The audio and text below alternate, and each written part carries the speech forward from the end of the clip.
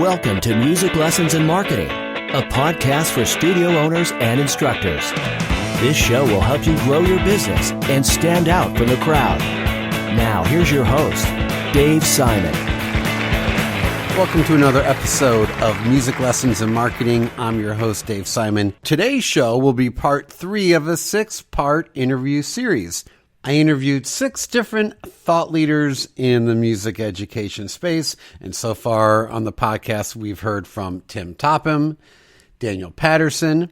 We will be hearing soon from Chris Bates, Mike Grande, and Danny Thompson. Today's show, I interview Jonny Wilson of Build a Music School. The other day, I was watching one of Jonny's videos in my kitchen, and my wife walked by, and she just glanced at my laptop for a second and said, "Who is this guy? He seems really nice."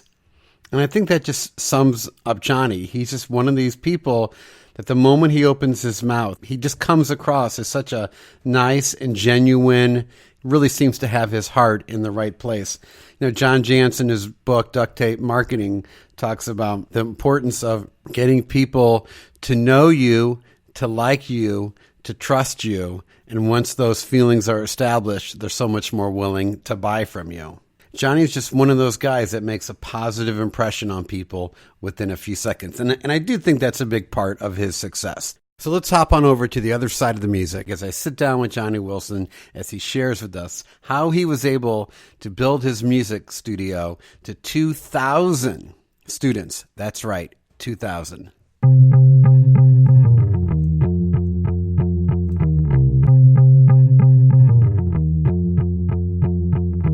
All right, my guest today is Jonny Wilson of Build a Music School. Jonny, welcome to the show.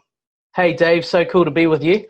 Thanks for having me on. Yeah, I'm really, really excited to speak with you. I don't know I know we've had a lot of exchanges probably in Facebook and email, but have we ever, maybe once we spoke on the phone? Yeah, I can't remember, but the busier I get, the shorter my memory gets. And Jonny, tell the listeners where you're located. So I'm in Wellington, which is the capital of New Zealand. And I'm in a suburb called Lower Hutt, where I run my music school. I'm always so fascinated when I have guests on from other countries. So I want to get a few questions out of the way about life in New Zealand. First of all, what country do most people assume you're from when they initially hear your accent? Usually Australia. Many times we even get our country left off the map. And so there's all sorts of jokes about that and people thinking that we're just an island off Australia, being part of Australia, but no, we're our own country. And who would be more offended? Would an Australian be more offended if they were thought to be a New Zealander, or would a New Zealander be more offended if someone thought they were Australian? I think it just goes both ways. It's like the America-Canada rivalry. We've got the same thing. Yeah, well, we give a lot of love to the Canadians because we get all of our hockey players from Canada, so we have to be nice. Oh, cool. Before I hit record, you told me in New Zealand, a New Zealander is referred to as a Kiwi. That's right. So the Kiwi is our national animal, which is a cute little bird with like very, very tiny wings that doesn't fly and is almost extinct. So it's a bit of a pathetic mascot, but that's why we get the name Kiwis. What is a cool Kiwi phrase or slang that most Americans wouldn't know or have probably never heard? We're really known for saying things like "sweet as bro," "sweet as bro," or Whoa! Slow down. Sweet as. Wait, what was that? Yeah, I know. It probably sounds a little close to a different word. Sweet as bro. Sweet so as, says, like BRO. Yeah, bro. Not. It probably sounds like brew a beer to you guys. Right. Bro. Sweet as. And now, would an older Kiwi look at you and go, "What is that?" Or is that a pretty common phrase? No, that's totally common. Another one would be, I was hanging out with my friend who's the drummer for a really cool band called Strung Out, and they're from the States. And I said to him, "Oh, do you want to go get a feed?" And he just absolutely laughed at me. So go get a feed means like, let's go get a meal together. That one you can kind of figure out on your own. Is there any American slang or phrase that we use that your fellow Kiwi, think is a bit odd or doesn't really make sense? I don't know too many, but the thing that's like catching fire over here, which is where we almost say kind of mocking you guys, is the fake news thing. So people just will just say, "Oh, fake news," to all the time to different things. And what would that really is a common phrase. It's caught on. Well, everyone's pointing at the other person saying, "Oh, that's fake news." Yeah. Now we know that in New Zealand, all the news is 100% genuine and authentic. No fake news over there in New Zealand. We definitely have less than you guys, but I wouldn't say 100%. Yeah, well, we need to work on that. Wait, yeah. Jonny, I'm really intrigued to hear all about Build a Music School. I love your story. I heard you recently on Tim Topham's podcast. It was episode 165, and I really encourage my listeners to check it out. But you really map out your whole story there. I'd love to hear a little bit about Build a Music School and what you're doing, your business, and how you're helping out music schools. Oh, sure. Thanks for the opportunity. I built my school from 30 students to a couple thousand, and we've been going for 11 years. And it was extremely hard, as you know. You've built your own successful school, and we did a lot of things wrong in the first half, and we did a lot of things right in the second half, and we started getting a lot of schools around our country and around the world getting in contact with us. After we won a bunch of awards, like I won the Young Business Person of the Year award and some charitable awards for the charitable work we're doing, and so we started getting attention. And I just realized that there's just so many schools that didn't have the resources that we had, that were still struggling in the 100 to 500 student mark, and we just had all these incredible resources that we were prepared to sort of give away and coach people with, to help them, just pretty much to, like I say, to save them blood, sweat, tears and prayers, because it's really hard growing a successful music school, especially the first 500 is really hard.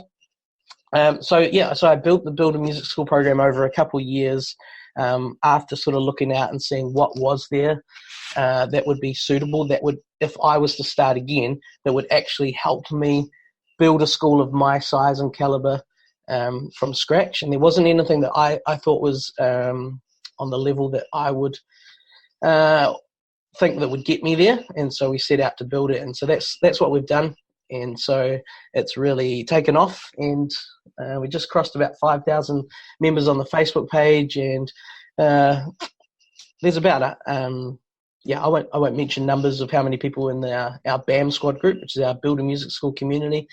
But the coolest thing is it's just saving people a lot of time and hassle, and giving them resources that we've literally spent tens of thousands on, so that they can shortcut the mistakes. So tell me a little bit about the BAM squad and some ways that you've been able to help music studios. Yeah, sure. Well, there's, let's see, where do I start? So the BAM squad, basically, I've mapped out. There's one key program called the Music School Blueprint, where I take people from literally how I would do everything all over again, really concise, from 0 to 2,000. I walk them through all the business side, all the marketing side, everything you need to know, building a team, and we give every single resource that we possibly can, and we're updating it all the time, building things.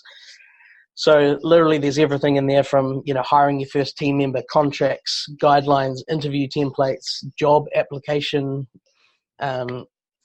posts. There's every awesome marketing campaign we've done. We provide the Photoshop files for all sorts of marketing files, so you can tweak them and make them your own. We give you, we've written about, 25 plus music curriculum books that we sell to students. We literally give everyone those curriculum books. They can put their own covers on them and sell them or give them away. there's a full-on digital marketing program where we show people how we actually have used Facebook really well to scale things, and all the hidden tips and tricks, everything from how to show an ad on someone's birthday with a free voucher through to pipelines so people don't always see the same ads, all sorts of crazy stuff. What else do we do? We have resources like all the curriculum books. We give video play-alongs for all the students, so your students can have demonstrations. So that's to set your school apart from the competition. So when someone learns at your school, you're giving a resource to help the parents, to help the kids at home, just, shoots you above the competition, which is really cool. All that sort of stuff. And we go right into the more higher end stuff. So those people that are running successful schools and want to build something big like I've done, really taking them through the necessary leadership skills, the structural business side of things, diversifying your company. I was sharing a video 2 days ago with the BAM squad on showing them my P&L statement, that's profit and loss statement from year 1 to year 11, and showing the difference in expenses and how we, see things grow and what's important and what expenses are coming up, and how we'll be getting into more detail about the percentages we use to try and stay profitable and all that sort of stuff. So it's far more mapped out and concise than I just rambled to you, but it is an ongoing thing. Every time we build something, every time there's a question we haven't answered, it gets added in with really great looking professional resources. What of these different areas, and the areas that really kind of caught my attention are just these sort of, you talked about general business operations and procedures, you talked about marketing and the whole customer experience, and you've got a great, I don't know if it's a video, but I listened to it in my car. So if it's a video, I only experience audio of you talking about the whole onboarding process and all these little touch points that you hit in your onboarding, and you gave it away for free. And it's so great. That was really awesome. And you also talked about curriculum, looking at those different categories. Which ones do you feel like music studios really want to learn more about? Is it more the operational side? Is it more the marketing, or is it more kind of a curriculum development?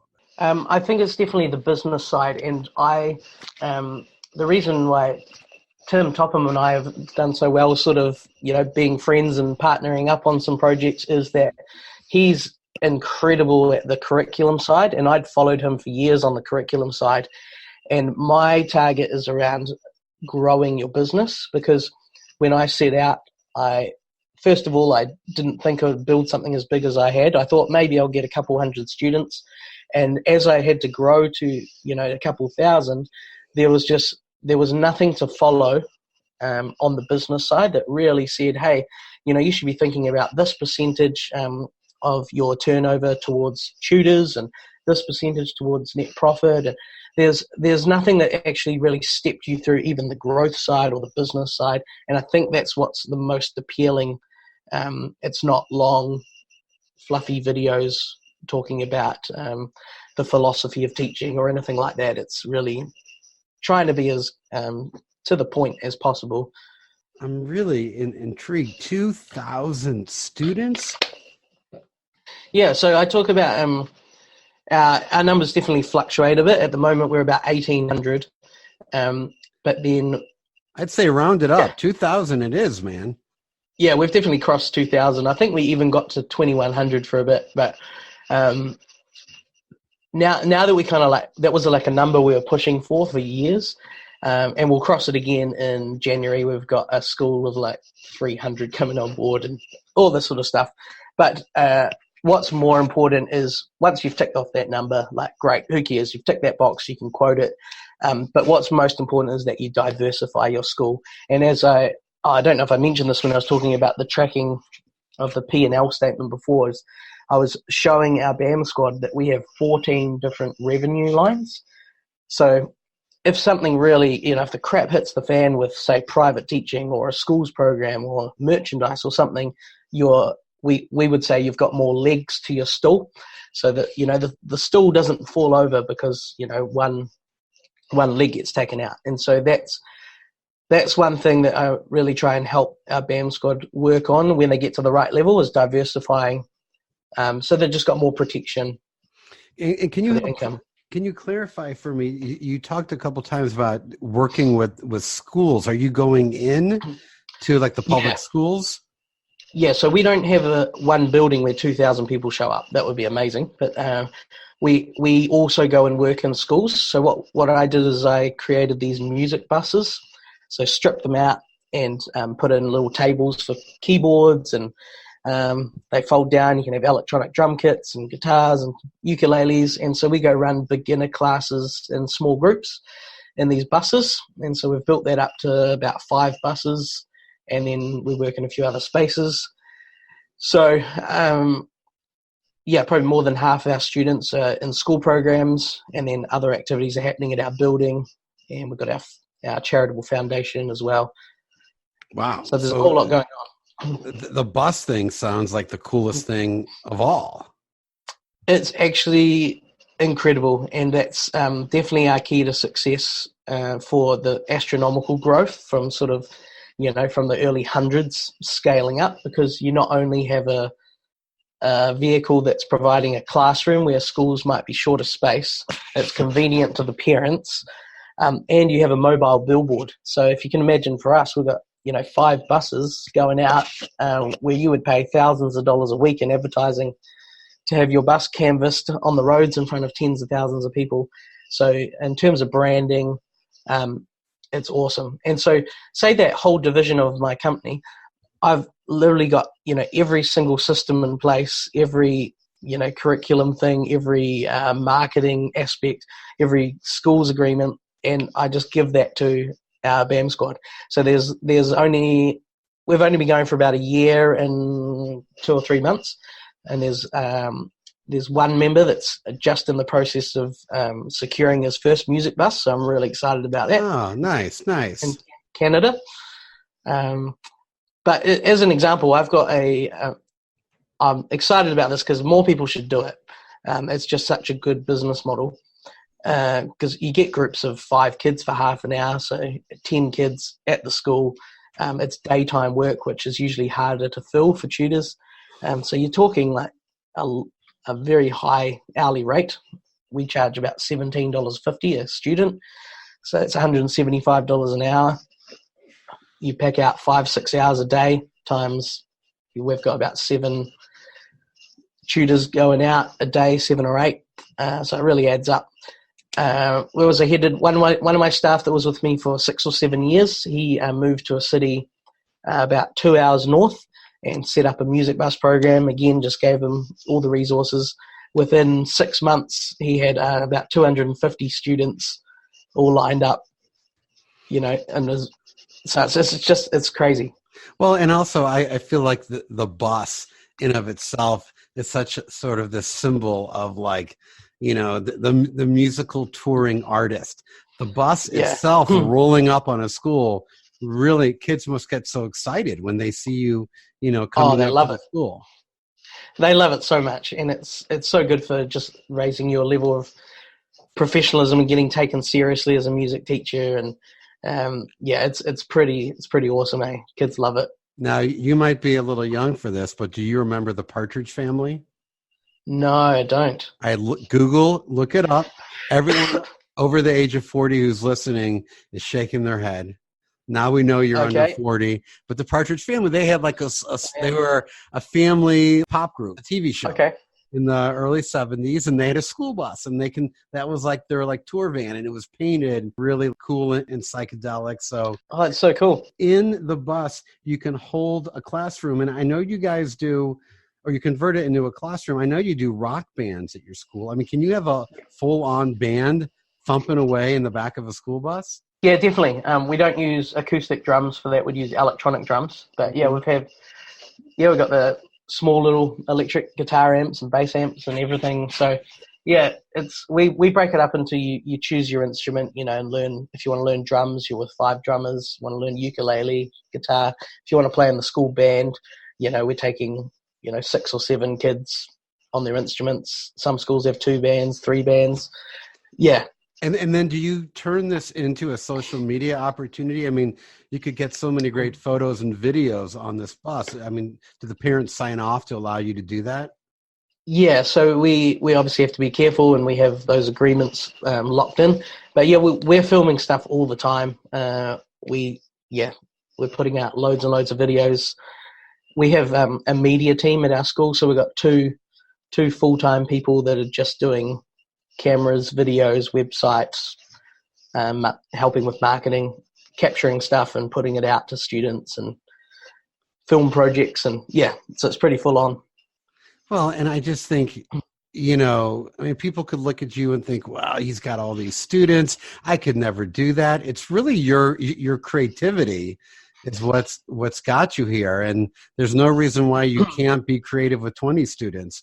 Maybe you can't do a bus yet, but there's no reason why you can't do something that's really going to capture people's attention. And I am sure the parents and the kids that all are connected with this bus experience talk about it. Yeah, definitely. It's taught, I don't know how many thousands and thousands of kids, and it's a real, well-known thing in our city, and it's really helped leverage all sorts of opportunities, not just the buses, but everything we do. Like, we had I don't know if you see our, I didn't share it on the Build a Music School Facebook page. But an example is I've become good friends with all the local politicians and the mayor and all that sort of stuff. And so I had the mayor come and visit the other day because it's sort of political season at the moment. They're running for local council. And I just said to him, hey, we need to raise an extra $100,000 a year towards our charitable work. Can you just introduce me to a few of your rich mates? And I'll see if they want to come and see what we're doing. And so within like 2 days, he's introduced me to this one guy who's a big tour promoter, brought over Elton John here, Bon Jovi, all the big acts. And then he's running for council as well. And so he puts a full-page spread in the newspaper yesterday, unexpected from me, saying, if I get elected, I'll donate my whole salary to Good Time Music Academy, which is our music school. So some of those things you just wouldn't even be able to plan them, but through building your school and networking and marketing, some things like that come along, which are pretty insane. I love that. Even the name of your school, it was so well chosen. Good Time. No, I think it's great. Good Time Music Academy. That music school with the bus. I mean, that's it's meant to be a play on words. Obviously being a good musician, you need to have good timing. So it's the play on words there. Yeah. Let me guess, you must be a drummer. Yep, I am. Well, I listened to my Tim Toppin podcast. I know your story, young man. Oh, thank you. So tell me, you had mentioned earlier in the interview that the first half of your business or your school coming together, you did a lot of things wrong.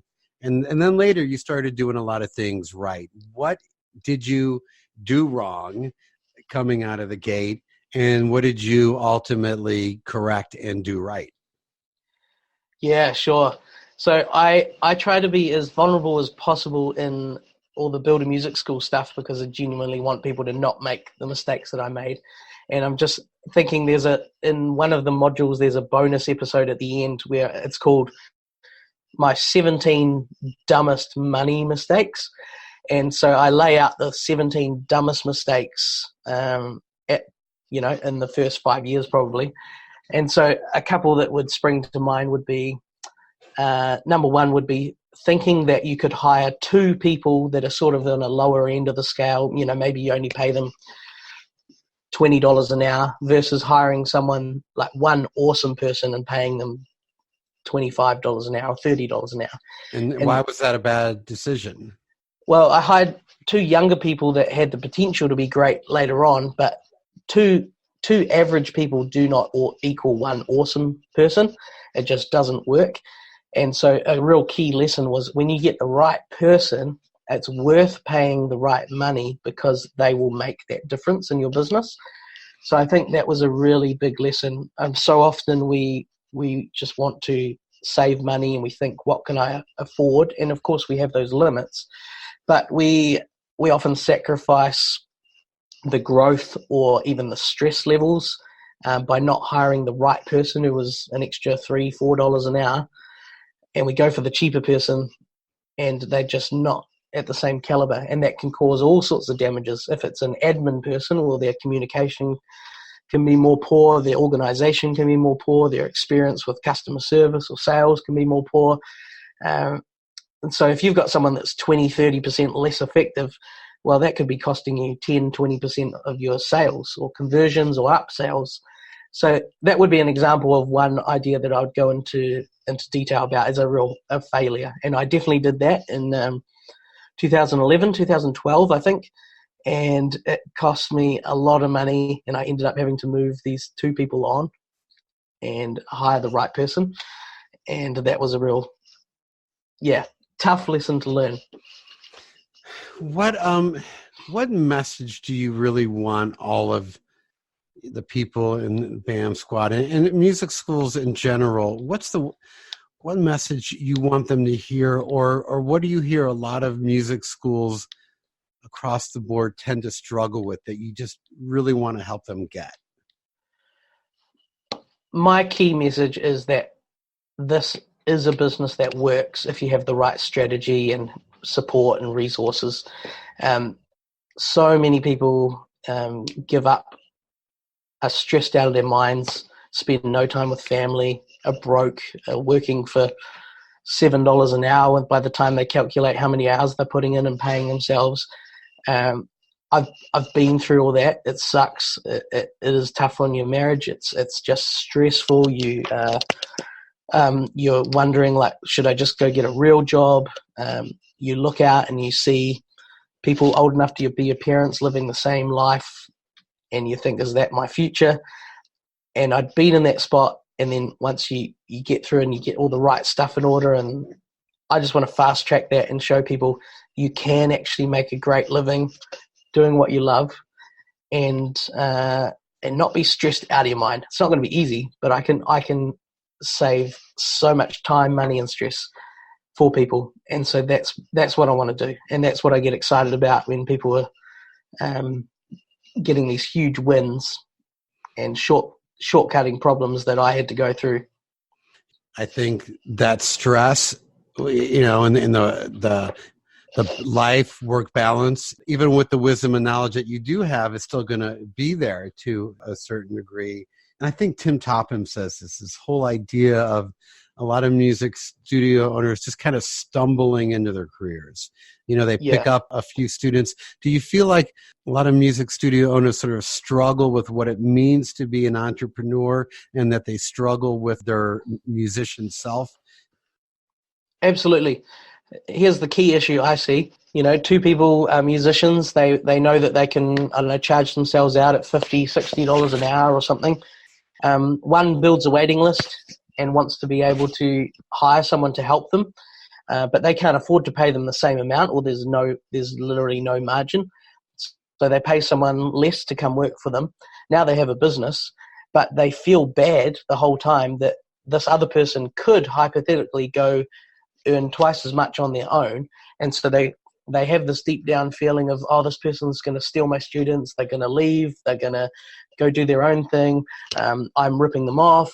They have all these feelings and self-doubt. This is just calling out what I see all the time. But it needs to be spun on its head. Like, you're providing an awesome job. That person wants to follow you and be a part of what you're doing. And if you actually take up that mantle of leadership and go, hey, I'm building this thing, it's going to be flippin' epic, come join me, we're going to change some kids' lives, we're going to build this. And if you actually have a strategy to know this is how we're going to build it, you're that much more compelling to join and be a part of. And I think that's where that confidence issue and being able to back yourself is a real challenge for a lot of people. But everyone, if they actually put their mind to it, they can actually do this. And you probably heard some of my story of, like, I failed most of high school and was not a public speaker in any way, didn't think of myself as a leader in any form. But once you start actually intentionally working on what the skills that you need, people will follow you. Wow. People are clearly following you, and it's been great to see the impact that you're having on music studio owners' lives and on kids' lives around the world. Yeah, thanks, Dave. It's pretty cool, and it's been fun with because I guess I am an entrepreneur. The progression of teaching students, and then it was coaching the teachers, and then it's coaching my managers, and then it's coaching music school owners. So it's been a really cool progression to be able to just keep pushing things down, and that's one of the secrets at our school is we always intertwine leadership with music. So everything from hey, we need to do a student concert, so we need an MC. Well, I could be the MC and I'd do a good job, or I can get a 16-year-old student that's confident to do it and coach them. So it's all about everything that you can, without the thing falling apart, pushing down leadership and opportunities, and then people feel part of something. That is an amazing idea, having your kids MC your events. Yeah, well, here's the contrast, and I talk about this a lot, is one of my competitors, we started about the same time. She named her school after herself, and it never grew past 60 or 70 students. When you go into the hallways of her music school, it was all photos of her performing, her with famous artists that she's met. It was all about her, and learning with her was the best thing that you could do. And so she got about 60, 70 students, had 2 or 3 staff. For me, I did not name my school after myself. It was all about just pushing other people into the spotlight, and that's what's built our community and the sort of vibe that we've got. And that's something where people feel like, oh, I'm part of this. I can actually raise up these levels. I can get new opportunities, experiences, whether it's helping out on a little holiday program or emceeing a concert, or taking the tickets at the door, or being a teaching assistant for a day after school, or helping coach a kid that couldn't afford lessons.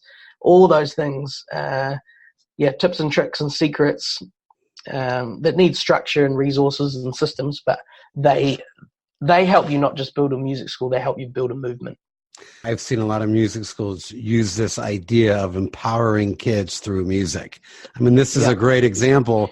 Yeah, you're empowering them through music, but you're also empowering them through their involvement within your community, which takes it to a whole nother level.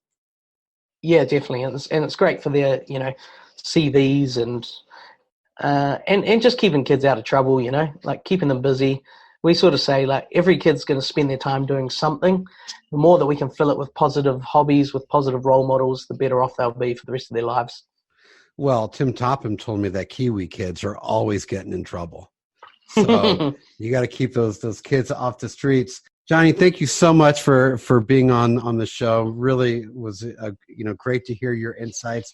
Really quick before we go, what drummer? Who is your favorite drummer that you always tell your students you got to check this drummer out? Who do you? My number one is Vinny Colaiuta. You know him? I'm embarrassed to say this, but I've never heard of him.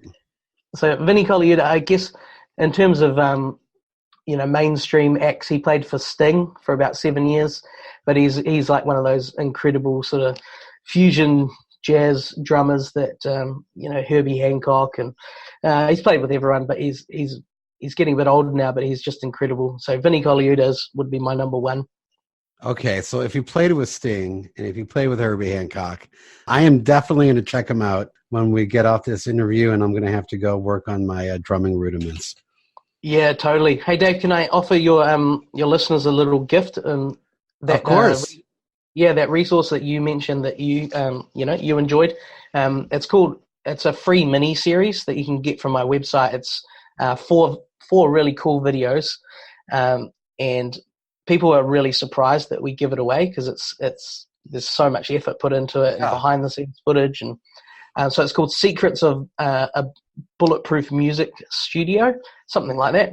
So you can get it at buildamusicschool.com on the homepage there. So grab it. It's absolutely free, 4 parts, and you will get insane amounts of ideas that will keep you going for years and years.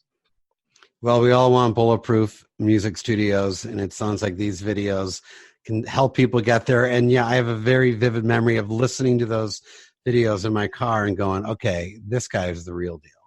Oh, thanks, man.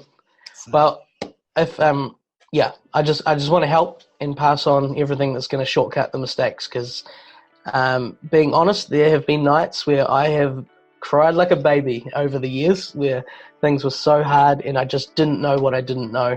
And so if I can help some people and reduce that stress, I'd love to do that for you. well, may we all cry tears of joy and happiness as our businesses grow and we enjoy our wealth and our health. Definitely. All right. Thank you, Jonny. Thanks, Dave. This concludes another episode of Music Lessons in Marketing. If you like what you heard, visit us at davesimonsmusic.com. Be sure to head on over to iTunes to subscribe, rate, and review.